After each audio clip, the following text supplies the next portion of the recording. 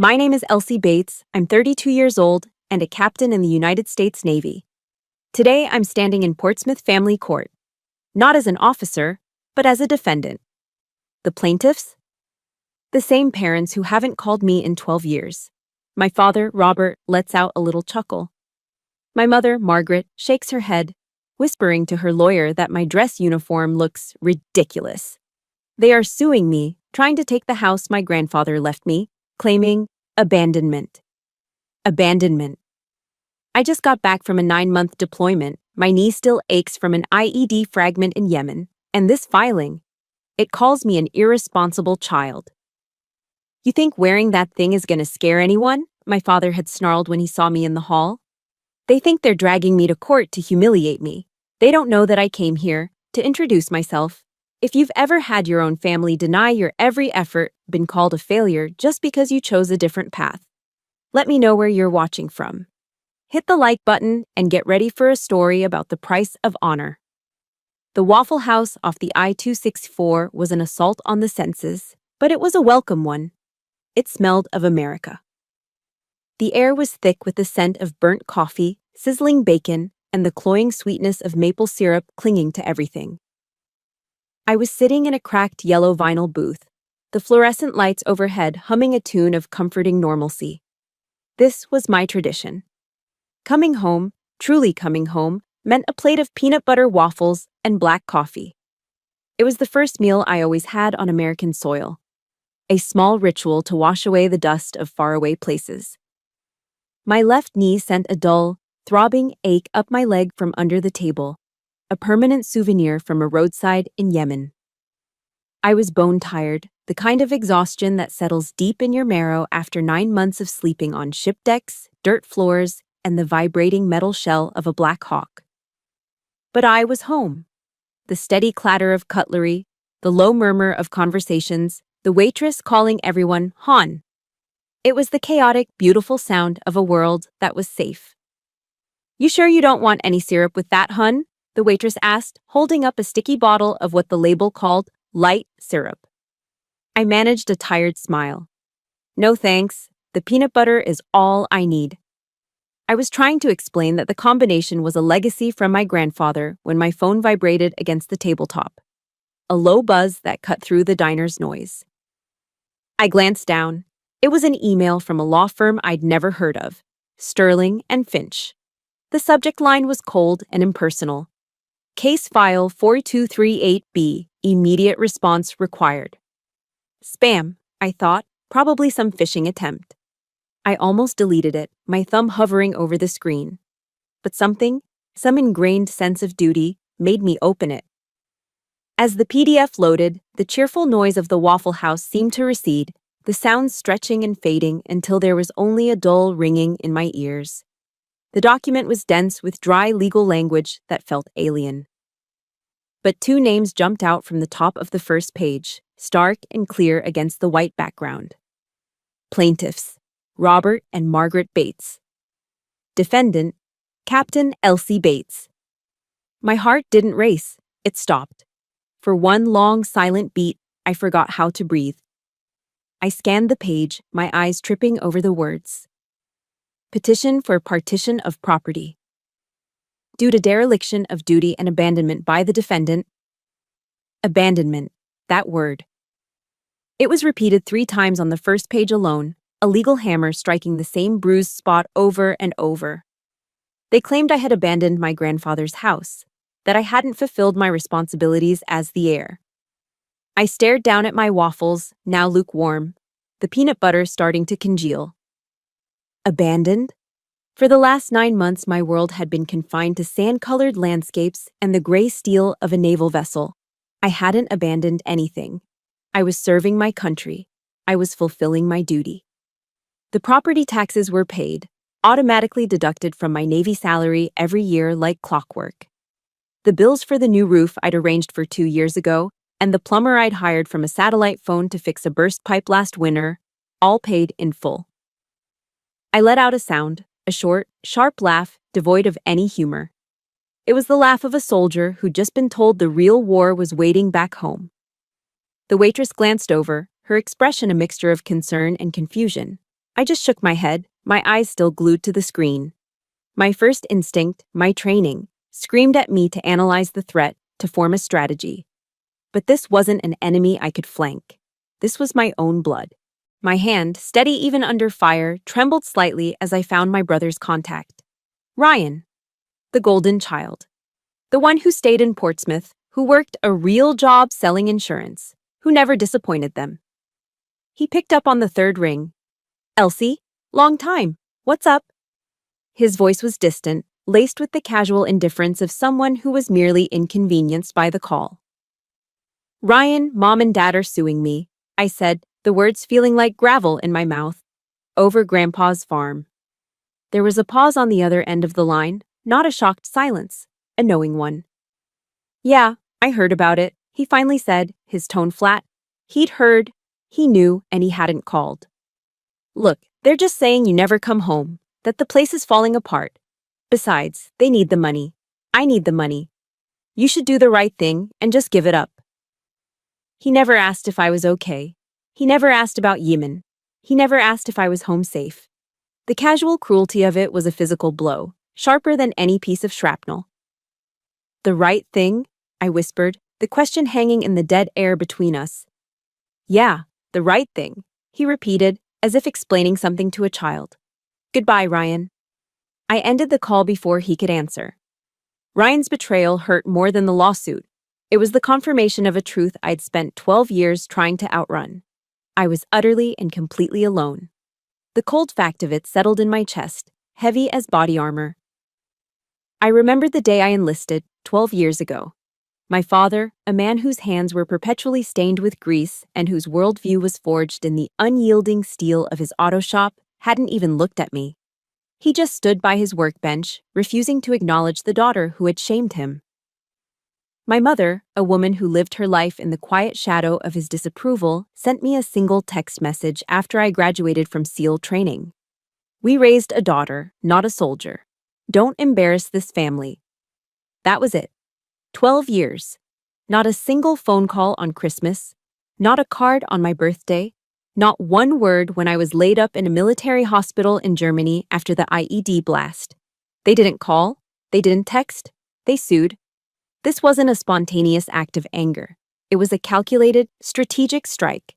They wanted the last thing that connected me to my grandfather, the only person in that family who had ever truly seen me. But it was more than that. They didn't just want the house. They wanted to erase my legacy, and in doing so, erase me. My coffee was cold. My appetite was gone. I stared at my phone, at the unforgiving black letters on the screen. Case 4238B, Bates ver. Bates. Why did they want that house so badly? It wasn't a mansion. It wasn't some grand estate in the Virginia countryside. But as I drove away from the Waffle House, the legal papers feeling like a lead weight on the passenger seat, I knew the answer. I knew why a simple log house could ignite such a fire. It was because the house was his, and it was the only place I had ever felt like I belonged. Grandpa Edward's farm wasn't a property to me, it was a sanctuary. He built it himself, board by board, with the same steady hands that had served on a destroyer in the Pacific during World War II. It was a small, honest house, nestled among tall Virginia pines, and it always smelled of sawdust, pipe tobacco, and the quiet dignity of a man who understood the world in a way my own father never would. He was the anchor in the chaotic sea of my childhood. I remember being 10 years old, sitting on the porch swing with him on a warm summer evening. The cicadas were buzzing their relentless song in the trees. He pulled a small, heavy object from his pocket and placed it in my palm. It was his old Navy-issue compass, the brass casing worn smooth from years of use. "This world will try to make you lose your way, Elsie girl," he'd said, his rough, calloused hand closing over mine. His voice was a low, comforting rumble. "They'll tell you you're not fast enough, not smart enough, not girly enough." He gave me a slow wink, a twinkle in his clear blue eyes. "But none of that matters. All you need to know is your true north, your honor. That's the one direction that never, ever changes. Don't you let anyone else tell you who you are." He was the only person who never told me to act like a lady, who never flinched when I came home with skinned knees and a triumphant grin. He saw the fire in me, not as a flaw to be extinguished, but as a strength to be honed. He saw me. My father, Robert, saw things differently. To him, the world was a collection of tools and problems. Things were either useful or they were in the way. People were no different. When I was 17, I made the all-state basketball team. I was a starting forward, and I loved the fierce, controlled chaos of the game. My father never came to a single one. "Waste of time," he'd mutter, wiping grease from his hands with a rag. "Be better off learning how to weld." Then, during the regional finals, I went up for a rebound and came down hard. A sharp, cracking sound echoed in the gymnasium, followed by a searing pain in my left arm. My first thought wasn't about the pain. It was a cold dread of what my father would say. His first reaction at the hospital wasn't concern. It was contempt. He looked at the heavy plaster cast encasing my arm from wrist to elbow and sneered. "See? Told you so," he said, his voice dripping with grim satisfaction. "Now you're useless. Who's gonna marry a girl with arms like a man?" My mother just stood there beside him, silent. Her silence was always her answer. It was a quiet endorsement of his every judgment, his every dismissal of me. I drove myself home from the hospital that day, and I paid the ER bill myself with money I'd saved from scooping ice cream at the Dairy Queen all summer. That cast wasn't just plaster. It was a monument to the fact that, in my own family, I was on my own. That truth was carved deeper every day by the glaring favoritism shown to my brother, Ryan. He was the golden child, the one for whom the rules were always bent. When Ryan turned 18, he got drunk with his friends, wrapped the brand new Ford F-150 my parents had bought him around an oak tree, and got a DUI. My father's response? He yelled at the responding officer for scratching the paint on the wreck, then went out the next week and bought Ryan another truck. "A better one," he'd said, as if that would fix the problem. A few months later, when I turned 18, I wanted to go to a summer fitness camp. It was a prep program for kids interested in military careers.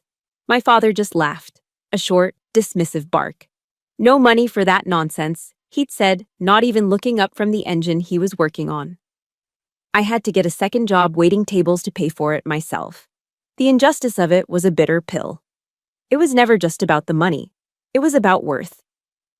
It was a daily, unspoken declaration that my ambitions were frivolous, while Ryan's mistakes were investments. I wasn't worth as much as he was. So when Grandpa Edward passed away, I wasn't surprised by what happened next. I was in the middle of basic training. I wasn't allowed to come home for the funeral. The first and only phone call I received from my parents during that entire time wasn't to offer comfort. It was to deliver a verdict.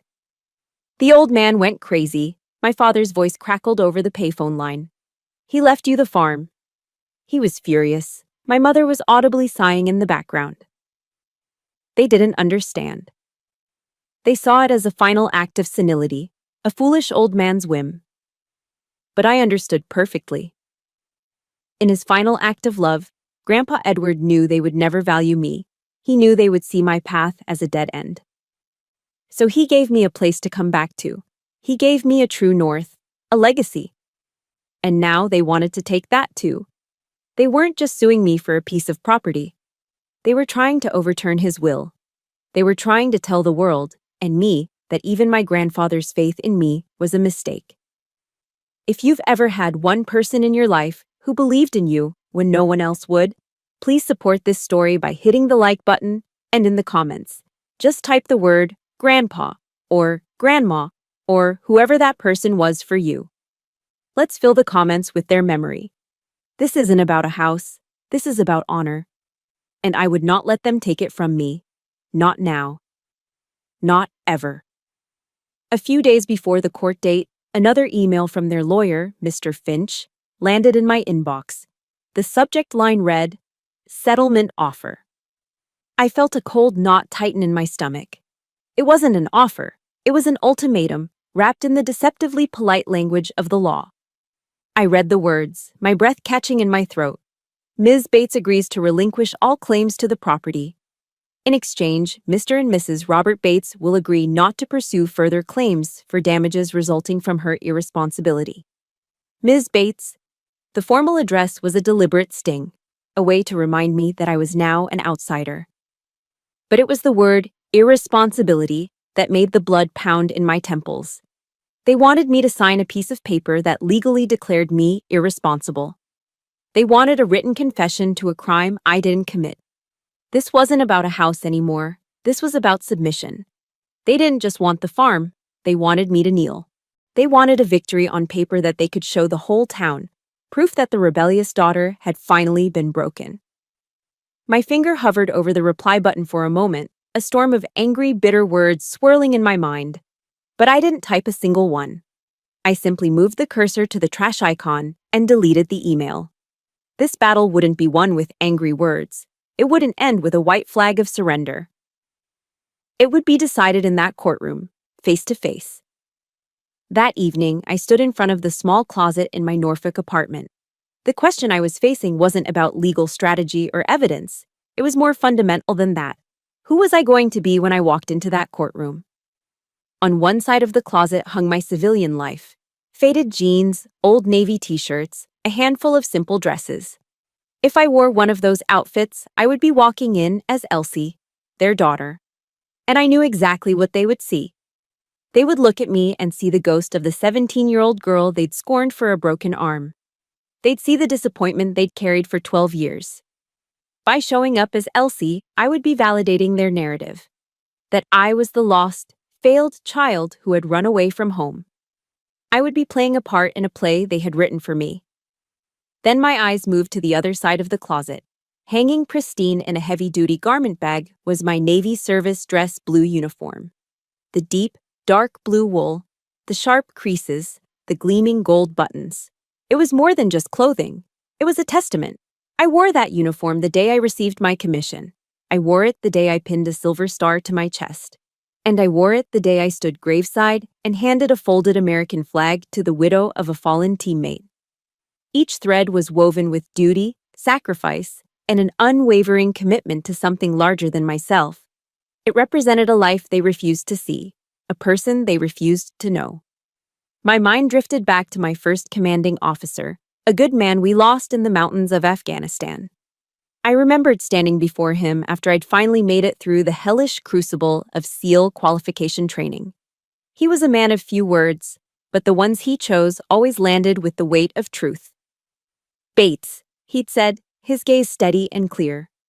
They're never going to get you. The people back home. They'll look at you and see something that doesn't fit into their neat little boxes. Don't you ever waste a second of your life worrying about that. He paused, letting the words sink in. Your honor. It isn't something people give you. It's the courage to show up as exactly who you are, especially when it makes them uncomfortable. His words echoed in my silent apartment, a voice from the past guiding my present. This wasn't about intimidating them. It wasn't about showing off. This was about correcting the record. This was about telling the truth. For 12 years, they had told a story about me to anyone in our small town who would listen. The story of Elsie, the girl who ran off to play soldier. The girl who was a shame, a disappointment. They had controlled that narrative for more than a decade, shaping my identity in my absence. This uniform. This was 12 years of truth. It was the deployments to places they only saw on the news. It was the sleepless nights on watch. It was the ache in my bones, the scars on my body.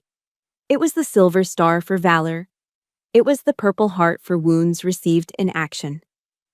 It was the weight of command and the unbreakable bond of brotherhood. It was everything I had become while they were busy telling everyone what I wasn't. The decision settled over me, not with a clash of emotion, but with a quiet, cold clarity. You have to define yourself before others have the chance to define you incorrectly. I reached into the closet and unzipped the garment bag. The scent of clean, pressed wool filled the air. I laid the uniform out on my bed. With methodical precision, I began my preparations. I ironed out the smallest wrinkle from the jacket. I took a soft cloth and polished every single brass button until it shone like gold. I carefully pinned my ribbons over the left breast pocket, a colorful, silent summary of my service. I wasn't going to court to fight my family. I was going to introduce myself. Once and for all. The night before the hearing, I didn't stay in my Norfolk apartment. The four walls felt like they were closing in on me. Instead, I drove out to the farm. As I pulled down the long gravel driveway, the house looked dark and lonely under the moonlight, a silhouette of memory against the starry Virginia sky. It was cold inside, carrying the damp, musty smell of a place that had been sleeping for too long. I didn't bother with the lights. I just went out to the porch, my grandfather's porch, and sat on the top step. My old German shepherd, Knox, padded out after me and rested his graying head on my injured knee, letting out a soft groan. The silence out here was different from the quiet of my apartment. It was a deep, heavy silence, filled with the chirping of crickets and the weight of the coming day. Tomorrow, I would walk into a courtroom and face my own parents as adversaries. I had my evidence organized in a neat folder. I had my uniform pressed and ready. I had my strategy. But I wasn't prepared for this feeling, a profound sense of feeling orphaned, even though they were both still alive just a few miles down the road. Knox whined again, a low rumble in his chest, as if he could sense the turmoil inside me. I buried my face in the thick fur of his neck, the familiar scent of him a small comfort in the vast darkness.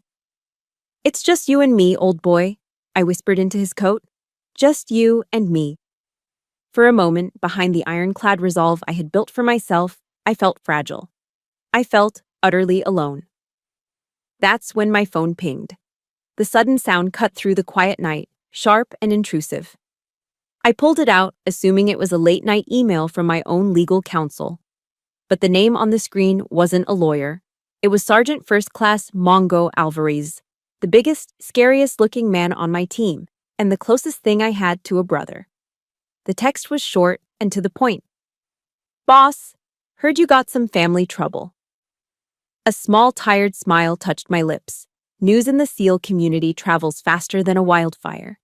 It was a closed circuit of trust and gossip, and nothing stayed secret for long. I typed back, my fingers moving slowly in the cold air. "Just a little hometown drama, Mongo. Handling it." His reply was instantaneous. "Roger that. Team sends its best. Need us to come pay anyone a visit? My in-laws are terrified of me." I let out a genuine laugh, the sound swallowed by the night. The thought of Mongo, all 6'5" and 250 pounds of solid muscle, showing up on my father's doorstep was both terrifying and hilarious. It was his way of saying, "We've got your back." Then, a second message came through. It was a video file. I hesitated for a second before tapping to open it. The screen flickered to life, revealing a cramped, dimly lit tent somewhere in the Middle East. Crowded together in front of the phone's camera were 7 familiar faces. They were exhausted, bearded, and covered in the dust of whatever godforsaken place they were in, but their grins were wide. "Hey, Skipper," they all yelled in a chaotic, overlapping chorus. "Heard you were going home to kick some ass in court." Mongo's face filled the screen. "Seriously, Captain, don't let them push you around. You're the baddest woman we know." Another one, Smitty, a young medic from Texas, pushed his way forward. "Ma'am, if you need a character witness, just say the word. I'll tell the judge about the time you pulled me out of that." The video cut out abruptly, probably due to a terrible satellite connection. The screen went black, but the image of their smiling, loyal faces was burned into my mind. I sat there on that cold wooden step, staring at the dark screen, and felt a warmth spread through my chest. Then a tear escaped, tracing a hot path down my cold cheek. Then another. These weren't tears of sadness or self-pity. They were tears of overwhelming gratitude. These men. They had seen me at my absolute worst, covered in mud, blood, and sweat. They had seen me make life-or-death decisions under fire. They trusted me with their lives, and I trusted them with mine. Here they were, halfway around the world in the middle of a real war, taking the time to send a goofy, supportive message to their commanding officer.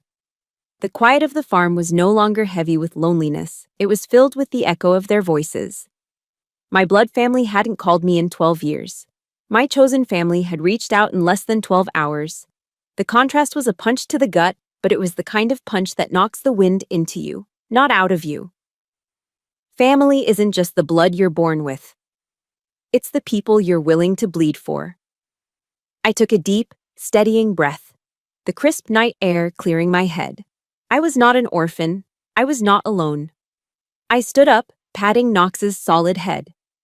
"Come on, boy," I said, my voice steady and clear once more. "Let's get some sleep. We've got a big day tomorrow." Courtroom 3B of the Portsmouth Family Court was a small, airless box that smelled of old paper, floor wax, and the faint sour scent of other people's anxieties. The dark wood paneling seemed to absorb the light, and the room was thick with a nervous tension that you could almost taste. The moment I pushed open the heavy double doors and stepped inside, a wave of silence washed over the gallery. The low murmur of whispers and shuffling feet stopped instantly. Every head swiveled in my direction. My dress blue uniform, with its sharp, clean lines, gleaming gold buttons, and the silent, colorful story told by the ribbons on my chest, seemed to soak up all the sound and oxygen in the room. Across the aisle, I saw them. They were sitting in the front row, a united front of accusation behind their lawyer. My father, Robert, was crammed into his best suit, the dark gray one he wore to weddings and funerals. It was tight across his thick mechanic's shoulders, making him look even more rigid and uncomfortable. He met my gaze, and a cruel smirk twisted his lips before he let out a short, sharp chuckle. It wasn't a sound of humor. It was a sound of pure, bitter contempt, a public declaration of his disdain. My mother, Margaret, refused to look at me. Her attention was fixed on their lawyer, a nervous tick making her smooth the fabric of her floral Sunday dress. As I passed their row, I heard her whisper to him, her voice dripping with a familiar, weary shame. "It's ridiculous. She always has to make a scene." That whisper, though barely audible, struck me with the force of a physical blow. It was the same tone, the same sentiment she had used my entire life, the one that always asked, "Why can't you just be what we wanted?" I didn't react.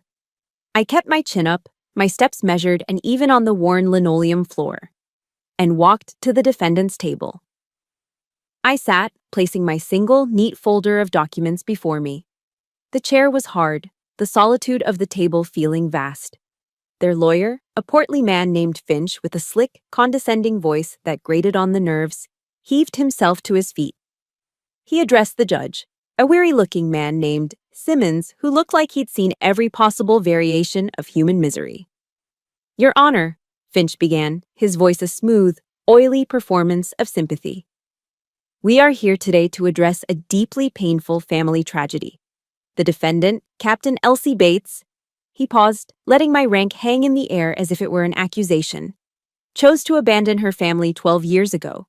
She chose to pursue a certain lifestyle, a transient and dangerous career that has, shall we say, alienated her from her most basic filial responsibilities. She willfully abandoned the property left to her by her beloved grandfather, allowing it to fall into a state of shameful neglect, causing my clients, her loving parents, immeasurable emotional and financial distress. The performance was too much for my father. He shot to his feet, his chair scraping loudly against the floor. His face was a blotchy, furious red. "She ran off to play soldier," he roared, pointing a trembling, grease-stained finger directly at me. The gallery gasped. "That's all it ever was. A game. You think wearing that costume is gonna scare anyone? You're no daughter of mine. Mr. Bates, you will sit down and be silent, or I will have you removed." Judge Simmons's voice cracked through the room like a whip. My father, his chest heaving, glared at me one last time before sinking back into his seat, muttering under his breath. Mr. Finch didn't miss a beat. "As you can see, Your Honor, the emotions are very raw. Mrs. Bates, would you please take the stand?" My mother walked slowly, dabbing at her dry eyes with a pristine, folded tissue. She sat, arranged her skirt, and began to cry on cue. They were perfect, delicate sobs designed for maximum effect. "I tried," she wept, her voice cracking beautifully. "Oh, how I tried. I prayed every single night for her to come home, to just be a normal girl. Find a nice young man from town, settle down, give me grandchildren. But she changed. The military. It made her hard. Cold. She's not my little girl anymore. She's a stranger. Mrs. Bates, Finch said gently, in your opinion, did your daughter abandon the house? My mother looked up, her eyes glistening with manufactured tears. She looked at the judge, at the jury of faces in the gallery. Anywhere but at me. Yes, she said, her voice a pained whisper that carried to every corner of the room. She abandoned it, just like she abandoned us. She never comes home for Christmas. She didn't even call when her father was sick with pneumonia last year. We could have been on our deathbeds, and she wouldn't have known. I sat perfectly still, my back a rigid line, my hands clasped on the table. The lie about my father being sick stung the most. I remembered that call vividly, made from a satellite phone in a sand-swept tent in Yemen. The connection crackling, my voice hoarse from lack of sleep. I had called. She hadn't picked up. This was their strategy, a public execution of my character. Each word was a carefully aimed bullet. Abandoned. Not my daughter. Ridiculous. Cold. Stranger. The words hammered against the disciplined walls I'd built around my emotions. My training kicked in, a calm, cold voice cutting through the noise. Never let emotion dictate your actions. Observe, analyze, act. I focused on my breathing, a steady rhythm in and out. I pictured Mongo's goofy grin. I felt the phantom weight of my grandfather's compass in my hand. I kept my eyes fixed forward, not on my parents, but on the American flag standing in the corner. It was my anchor in this storm. Finally, Mr. Finch turned to the judge. The prosecution rests, Your Honor. A heavy silence settled once more. The air was thick with their accusations, their manufactured grief hanging like smoke. They had fired every shot in their arsenal. They had told their story. They had said their piece. Now it was my turn. When their lawyer smugly sat down, a thick, cloying silence filled the courtroom. It was heavy with their accusations, with the weight of their carefully crafted narrative. Judge Simmons, who had been listening with a kind of weary patience, adjusted the glasses on his nose and finally turned his full attention to me. His expression was impossible to read, a judge's neutral mask.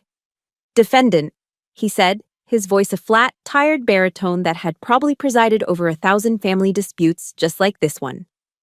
Do you wish to respond? Do you have legal counsel present? I took a slow, deliberate breath. In and out. The way I'd been trained. Then I pushed my chair back, the sound of its legs scraping against the floor the only noise in the room. I rose to my feet. Every whisper in the gallery died. Every eye was locked on me, a solitary figure in dark blue and gold. I do not require a lawyer, Your Honor, I said. My voice was calm, clear, and steady. I had trained for years to project commands across the chaos of a battlefield. The quiet of this courtroom was no challenge. And yes, I would very much like to respond. I kept my gaze fixed on the judge, on the raised dais that symbolized the law. They had made their appeal to emotion and pity. I would make my appeal to the facts. First, I began, my voice ringing with a formality they had never heard from me. For the record, my name is Captain Elsie Bates, United States Navy. I consciously put a slight emphasis on my rank, letting it hang in the air as a direct refutation of my father's sneering costume comment. I do not play soldier, as the plaintiff alleged. I serve. From the corner of my eye, I saw my father snort, a small, disgusted sound. I refused to look his way. His power in my life, his ability to diminish me with a single glance, ended today. He had commanded the stage for 12 years. His time was up. Regarding the central accusation of abandonment, I continued, my tone shifting deliberately into one of factual, almost clinical, reporting. I reached down and picked up the thick, 1-inch binder from my table. I would like to submit into evidence 12 years of property tax records for my grandfather's farm. I walked the few steps to the court clerk's desk and placed the binder down. I didn't slam it, but I didn't set it down gently, either. It landed with a solid, definitive thud that seemed to punctuate the silence.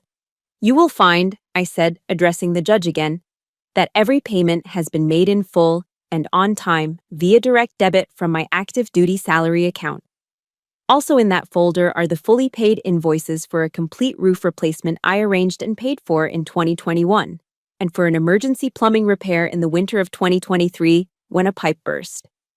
I hired and paid the contractors for both jobs remotely, one from the deck of a destroyer in the Arabian Sea, the other using a satellite phone from a forward operating base whose location I am not at liberty to disclose. I paused, letting the tangible reality of those documents, the paper trail of my commitment, sink into the room. I may not have been physically present at the property, Your Honor. My duties often prevent that. But I have never, not for a single day, abandoned my responsibilities to it, just as I have never abandoned my responsibilities to this country. Then I turned my head slightly, my gaze finally falling upon my mother where she sat, looking small and frail in the witness stand. She flinched, her eyes wide, as if surprised that I would dare to look at her, to speak to her directly. My mother is correct about one thing, I said. I saw a flicker of triumphant confusion cross her face, thinking I was about to concede a point. I was not home when my father was sick, and I was not home for Christmas. I let her hold that small victory for a beat before I turned back to the judge and took it away. On Christmas Day of 2019, Your Honor, my team and I were stationed at a remote outpost in Yemen, securing a perimeter under constant threat. And in March of last year, when my father had pneumonia, I was a patient at Landstuhl Regional Medical Center in Germany, recovering from reconstructive surgery after an IED blast shattered my left knee. A low murmur went through the gallery. I continued, my voice remaining level, factual. I did, however, call. I called my mother from my hospital bed. She didn't pick up the phone. I paused, then added the final, quiet detail. Perhaps, I said, my voice as cold and sterile as the hospital I was describing, she didn't recognize the international country code. The color drained from my mother's face. It was a visible, shocking transformation. Her carefully constructed facade of the grieving, abandoned parent didn't just crack, it disintegrated. Her mouth fell open slightly. Her eyes, no longer wet with fake tears, were wide with the pure, stark terror of being caught in an undeniable lie. She knew. I knew she knew. It wasn't a missed call, it was a rejected one. I took one final, steadying breath, feeling a cold, controlled power moving through me. It wasn't rage anymore, it was clarity. Your Honor, I concluded, my voice even but unyielding. The truth is, I never abandoned that house, just as I never abandoned this family. The truth is, they abandoned me. They abandoned me 12 years ago, on the day I swore an oath to serve this nation instead of staying to work in my father's auto shop. They are not suing me today for a house. They are suing me because they are ashamed of me. Because my life, my service, is a reflection of a choice they cannot understand and will not respect. But the final truth, Your Honor, is that I am not ashamed of who I am. If you believe that speaking your truth, even when your voice shakes, is the ultimate form of strength, please hit that like button. And in the comments below, just type the words, I see you, to show your support for Elsie and for everyone who has ever had to fight to be seen. With that, I gave a slight formal nod to the judge. I turned, walked back to my table with measured steps, and sat down. The room was utterly, profoundly silent.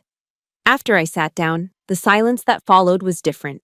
It was no longer just the absence of noise, it was a heavy, expectant void. Every person in that room, from the gallery to the plaintiff's table, was holding their breath, waiting for the judge to speak. Judge Simmons didn't say anything for what felt like a lifetime. He leaned back in his large leather chair, took off his reading glasses, and began to polish the lenses with a small, clean cloth from his breast pocket. It was a slow, methodical gesture. The kind of deliberate action a man takes when he is processing something profound. My parents and their lawyer exchanged confused, anxious glances. This wasn't going according to their script. They had expected me to break down, to cry, to yell, to give them more drama for their theater of victimhood. They hadn't expected the cold, hard weight of facts. They were unprepared for my calm. Finally, Judge Simmons put his glasses back on. He didn't look at my parents. He didn't look at their lawyer. He looked directly at me, and I saw something in his eyes that hadn't been there before. The weary, bureaucratic glaze was gone.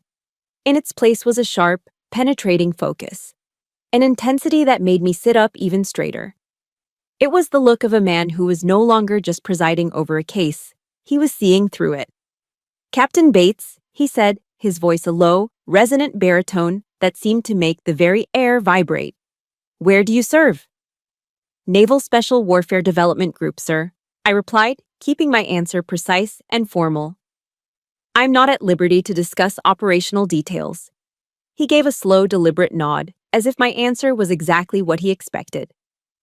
"I'm not asking for operational details, Captain." His gaze drifted from my face down to the colorful ribbons arrayed on my chest. His eyes, trained by a past I couldn't have known, scanned them not as decorations, but as a language, a story. "That third one from the top," he said, his voice still low. "That's the Silver Star, is it not?" I was so stunned by the question I could only manage a quiet, "Yes, sir." At the plaintiff's table, I heard my father whisper harshly to my mother, "What the hell is a Silver Star?" She just shook her head, her face a mask of confusion. Judge Simmons ignored them completely. He leaned forward, resting his elbows on the bench, his focus entirely on me. His next words were not for the court record, they were for me. But he spoke them with a voice that boomed through the silent courtroom. "Forgive my memory, Captain, but it's been a few years. Would you be the same Elsie Bates who was decorated for leading the evacuation of 43 American civilians from the embassy in Yemen back in 2019? The one who took a bullet to the leg while pulling the last of the diplomatic staff onto the helicopter?" The air in the room seemed to crystallize. Every sound stopped. The shuffling of feet, the clearing of throats, the rustle of paper, all of it ceased. You could have heard a pin drop on the worn carpet. I looked across the room at my parents. My mother's mouth was hanging open, her carefully applied lipstick suddenly looking garish. My father was frozen, the angry red in his face draining away, replaced by a ghastly pale shock. This story was a ghost to them. A headline they might have glanced at in a newspaper, a report they might have ignored on the evening news. They had never heard it. They had never asked. I couldn't find my voice for a moment. The sudden public acknowledgement of the single most defining and traumatic day of my career, here in this stuffy little courtroom, was disorienting. I swallowed hard and gave a short, single nod. "I was just doing my duty, Your Honor." A small, sad smile touched the corner of Judge Simmons's mouth. It was the first glimmer of warmth I had seen from him all day. "Captain," he said softly, "that is one hell of an understatement." Then, he turned. He physically rotated his entire chair to face my parents, and the warmth in his voice vanished, replaced by something cold and hard as forged steel. The weary judge was gone. In his place sat a man who was now personally invested. "Mr. and Mrs. Bates," he began, his voice dangerously quiet. "You have brought a petition before this court suing your daughter for the abandonment of a piece of property." He reached over and, without looking down, picked up the binder of evidence I had submitted. He held it up. "It seems that while she was busy making sure its taxes were paid, she was also, concurrently, busy saving the lives of 43 Americans. People who could have been your neighbors, your friends." He let the binder drop to the bench with a loud, echoing smack that made both of my parents jump. "While you were busy being ashamed of her," he said, his voice rising with a controlled, righteous anger, "the rest of this country—" He brought his hand down hard on the bench, the sound like a gavel strike. "Owes her a debt of gratitude." Judge Simmons wasn't finished. His words had stunned the courtroom into silence, but he wasn't just making a statement. He was driving a point home, ensuring the message was received with the force of a battering ram. He fixed his cold, hard gaze on my father. "Mr. Bates," he said, his voice now dangerously low and personal, "let me be perfectly clear. Your daughter is a hero, an actual, real-life American hero. A lot of us in this country talk about service. We fly flags on the 4th of July and we thank veterans for their service at the grocery store. Your daughter has lived it. She has bled for it." He made a small, sharp gesture towards me, towards the knee that still ached under my uniform. And you stand in this courtroom and you call her a disappointment? You call her service playing soldier? My father's face, which had been pale with shock, began to turn a mottled red again, but this time it wasn't anger. It was the flush of profound public shame. He opened his mouth, but no words came out. He just stared, utterly speechless, a man whose entire worldview had just been dismantled in front of him. The judge then turned his attention to their lawyer, Mr. Finch, who suddenly looked like he wanted the floor to swallow him whole. "Counselor," Judge Simmons snapped, "do you have anything at all to say for your client's behavior?" The slick, confident lawyer was gone. In his place was a flustered, sweating man who couldn't meet the judge's glare. Your Honor," he stammered, shuffling his papers nervously. "My clients, they weren't aware of the specifics of their daughter's service." The judge exploded. "They weren't aware?" he roared, the sound blasting through the courtroom like a cannon shot. He surged to his feet, his black robes swirling around him, no longer a tired bureaucrat, but a towering figure of pure, righteous fury. "And why weren't they aware, Counselor? Because they never asked. Because they were so consumed with their own petty, wounded pride that they couldn't be bothered to find out that they had a daughter risking her life on the other side of the world, for the very freedoms that allow them to stand here and insult her." He stopped, breathing heavily, his face flushed. The entire room was frozen. Then, as quickly as it came, the fury receded. He sat back down, smoothed his robes, and became a judge once more, his voice returning to the calm, authoritative tone of legal procedure. "Under the statutes of the Commonwealth of Virginia," he said coolly, "a claim of property abandonment requires proof of complete and utter neglect, and an intent to relinquish all responsibility. The defendant has provided clear and indisputable evidence of ongoing financial upkeep, maintenance, and responsibility. Therefore, there is no legal basis whatsoever for this claim." He reached for his wooden gavel, his movements now deliberate and final. "The petition brought by the plaintiffs," Judge Simmons declared, his voice ringing with finality, "is hereby dismissed." He brought the gavel down. Crack. The sound was sharp and absolute. It wasn't just a noise, it felt like a physical event. A shockwave that seemed to shake the very foundations of the room, breaking the spell of 12 years of injustice. "Furthermore," he added, his voice cutting through the ringing silence, "I find that this lawsuit was filed frivolously, with malicious intent, and for the primary purpose of harassment. Therefore, the court orders that all of the defendant's legal fees, though she appears to have had the wisdom not to require any, shall be paid in full by the plaintiffs." He looked at me then, and the steel in his eyes softened for a moment. He gave me a slow, respectful nod. "Thank you for your service, Captain." And with that, he stood up and swept out of the courtroom through a side door, leaving a stunned and shattered silence in his wake. For a full second, nobody moved. It was as if time had stopped. Then, the spell broke. My father let out a strangled, incoherent roar of pure rage and slammed his fist into the back of the wooden bench in front of him. The sound of flesh hitting wood echoed in the quiet room. My mother finally broke down completely, her shoulders shaking with ragged, genuine sobs. These were not the fake tears from the witness stand.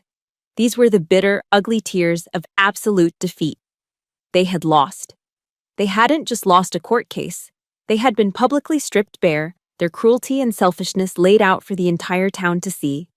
The weapon they had tried to use against me, this courtroom, had turned on them with devastating force. I watched them for a moment, and a strange thing happened. I didn't feel victorious. I didn't feel a rush of triumphant joy. The word that came to my mind was tired. I just felt tired and empty. The crushing weight I had been carrying on my shoulders for 12 years was suddenly gone, lifted by the judge's verdict. But its absence left a hollow space, a quiet ache where the burden used to be. I stood up, my movements feeling slow and heavy. I smoothed the front of my uniform jacket, a small automatic gesture of restoring order. And without a single backward glance, I turned and walked out of the courtroom, leaving the wreckage of my family behind me. I didn't go back to my apartment in Norfolk after the hearing. I drove straight to the farm, the silence in my truck a stark contrast to the emotional detonation I had just witnessed. I didn't change out of my uniform. I walked out onto the back porch, the same porch my grandfather had built, and sat on the steps, the dark wool of my jacket feeling heavy and formal in the quiet country air. I watched the sun dip below the tall pine trees, painting the sky in soft shades of orange and purple. Knox came and laid his head on my lap, his presence a warm, solid comfort. I had won. The verdict was clear, the victory, absolute. So why did I feel so hollow? The judge's gavel had shattered a 12-year curse of lies and accusations, but it couldn't magically heal the wounds underneath. Sitting there, in the quiet aftermath, a surprising realization settled over me. I had never truly wanted to humiliate them. I had never wanted to see them broken and exposed in a public courtroom. All I had ever wanted was for them to see me, to see the person I had become, not the disappointment they had imagined. For 12 years, I had carried the weight of their misunderstanding. I'd carried it on long marches, on covert missions, on the lonely decks of ships halfway around the world. It was a burden I'd grown so accustomed to, I almost didn't know who I was without it. Now it was gone, lifted from my shoulders by a stranger in a black robe, and I didn't know what to do with the sudden, terrifying lightness. A few days passed. I spent them at the farm, trying to reclaim the space, both physically and mentally. I started clearing the overgrown weeds from my grandmother's old flower beds, my hands raw from pulling up stubborn roots. It was mindless, physical work, a way to sweat out the lingering tension. I was wrestling with a particularly stubborn patch of ivy when the sound of a car engine made me look up. An old, familiar sedan was pulling into the driveway. It was my mother's. It was the first time she had set foot on this property in years. She got out of the car and stood there for a moment, looking not at me, but at the house itself. She looked older than I remembered, smaller. The anger and defiance from the courtroom had been replaced by a deep, weary sadness. "It looks better," she said, her voice quiet and hesitant. "You've been working on it." I didn't answer, just kept my hands buried in the dirt. She took a few tentative steps closer and held something out to me. It was an old photograph, the corners soft and curled, the colors faded to a warm sepia tone. It was a picture of me, maybe 5 years old, perched on my grandfather's strong shoulders, my face split by a wide, toothy grin. He was looking up at me, his expression one of pure, unadulterated pride. "He would have been so proud of you, Elsie," my mother said, her voice barely a whisper. I still didn't look at her. "Your father, he was just scared. You went to all those places. He was terrified of losing you. And for a man like him, that fear, it just turns into anger. It's the only way he knows how to feel anything." Finally, I looked up from the dirt, my gaze meeting hers. "Why are you telling me this now?" Her eyes, for the first time, looked haunted. "Because of what happened in court," she said, her voice trembling slightly. "The judge, he was right. We didn't know. We didn't know because we never asked." She took a shaky breath, as if the admission was a painful one. "Your father, after the news report about that rescue, he found it on YouTube. He watched it, over and over again. He never told anyone, not even me. I only found out because I saw the search history on the computer." My heart seemed to skip a beat. All this time, he knew. He knew who I was, what I had done. He had seen the proof of my life's work, but his stubborn, unyielding pride wouldn't let him acknowledge it. It was a secret he kept locked away. A silent, solitary act of watching the daughter he pretended not to have. "What do you want, Mom?" I asked, my voice flat. I needed to cut through the excuses, through the years of silence. She looked at me then, truly looked at me, her gaze steady. "This Sunday," she said, the words coming out in a rush. "Come over for dinner. I'll make your favorite, fried chicken." I just stared at her. The idea was so absurd, so jarringly normal after years of bitter estrangement. "I don't know," I said, my voice betraying nothing. "Please, Elsie," she pleaded, and for the first time I heard a crack in her composure. It was a sound of genuine desperation. "Your father, He'll be there. He agreed. It was the first olive branch offered in 12 years of frozen silence. I looked at her, and I no longer saw a monster. I saw a tired, frightened woman who had made a lifetime of wrong choices by always standing with her husband, even when he was wrong. She had followed him down a path of anger and resentment, and now she was standing alone at a dead end, trying to find her way back. "I'll think about it," I said. But as she got back in her car and drove away, leaving me alone in the quiet of the garden, I knew. Deep down, I already knew I would go. That Sunday, I went. As I drove to the small house I grew up in, a knot of apprehension tightened in my stomach. I had faced down enemy combatants with less anxiety. But this was a different kind of courage. It was the courage to be vulnerable, to accept the things I couldn't change, and to find the strength to change the things I could. When I chose my uniform that morning, I didn't reach for the formal dress blues. I also didn't reach for civilian clothes. I chose my service khakis, the standard, everyday uniform of a naval officer. It wasn't a declaration of war like the blues had been, nor was it a retreat into the anonymity of being just Elsie. It was a quiet statement of fact. This is who I am, every single day. This is me. I walked up to the front door and knocked before I could lose my nerve. My mother opened it, a nervous smile on her face. As I stepped inside, the familiar scent of fried chicken, mashed potatoes, and buttermilk biscuits filled the air.